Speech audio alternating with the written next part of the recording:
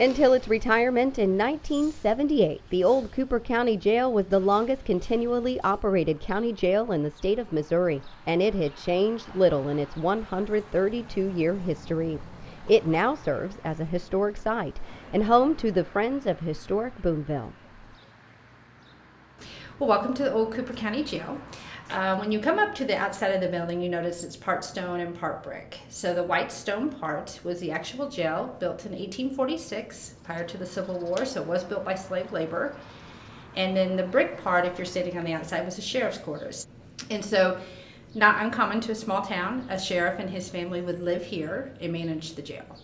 The white stone used to actually build this part of the jail, so the jail part of the building was actually quarried from the Missouri River. There was a spot about 2.5 to 3 miles from here. The stone was quarried from that spot, and because it was built by slave labor, they didn't make it easy. They made them hand carry it to this location. So the mere size of the stone that you see that built this jail are, just huge. So it took 2 years to build this side of the building at a total cost of $6,100. But of course, in 1846, that was a lot of money. Structurally, though, we've done nothing to the building except replace the roof when you need to. But otherwise, in 1846, they knew what they were doing. They built it, and it's stayed the same way this whole time. Some iron cells were added in 1871, meaning inmates needn't be chained to walls in a common cell. But no heating, cooling, or other amenities were ever installed.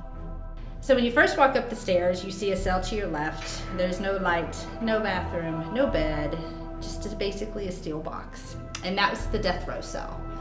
So if you were sentenced to death by hanging, all public hangings for Cooper County were done here at this site, either right outside in our beautiful gardens now, or later on when they were moved to the hanging barn. So if you were sentenced to death by hanging, you were moved to that cell, closed the door, and you stayed there till your hanging took place. Generally that was 30 to 60 days, but our longest prisoner was here for 2 years, a continual amount of time for 2 years. Lawrence Mabry was convicted of murder in 1928. He was 17 years old. And because he shot the gentleman, allegedly shot the gentleman in the back, he was given the death penalty because they said he was showing no visible threat to Lawrence Mabry. So he was named as the shooter, given the death penalty, put in the cell in 1928, door was closed, was not hung until 1930. So he was there for 2 years. And at 19 then, he was the last hung in the hanging barn out back. He was actually the last public hanging for the entire state. It was done in our hanging barn. In addition to its infamous hanging barn, Cooper County was also notorious for its strict speed limit enforcement. Before 1965, and I-70 was complete, the main corridor between St. Louis and Kansas City was our main street, or Highway 5.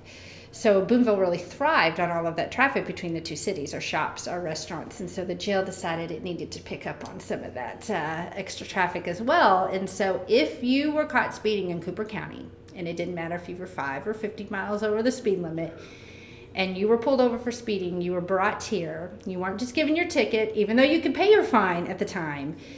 You were brought here to keep in our lovely facilities until you saw the judge. And so if it was a Friday evening, you stayed until Monday. So as you walk around the jail and you realize, wow, 1978, no heat, no air conditioning, no lights inside the cells. And if I were caught speeding going 5 miles over the speed limit, I could have stayed the weekend here. It's kind of amazing that the jail wasn't closed before 1978. The Friends of Historic Boonville offer guided tours of the facility, as well as Thespian Hall and the Hayne House. For more information, you can find them online at friendsofhistoricboonvillemo.org. The Roslyn Heights Mansion was constructed in 1895 and was one of the first homes in Boonville to feature indoor plumbing. It now serves as the state headquarters to the Daughters of the American Revolution and is one of 400 properties in Boonville that are on the National Register of Historic Places.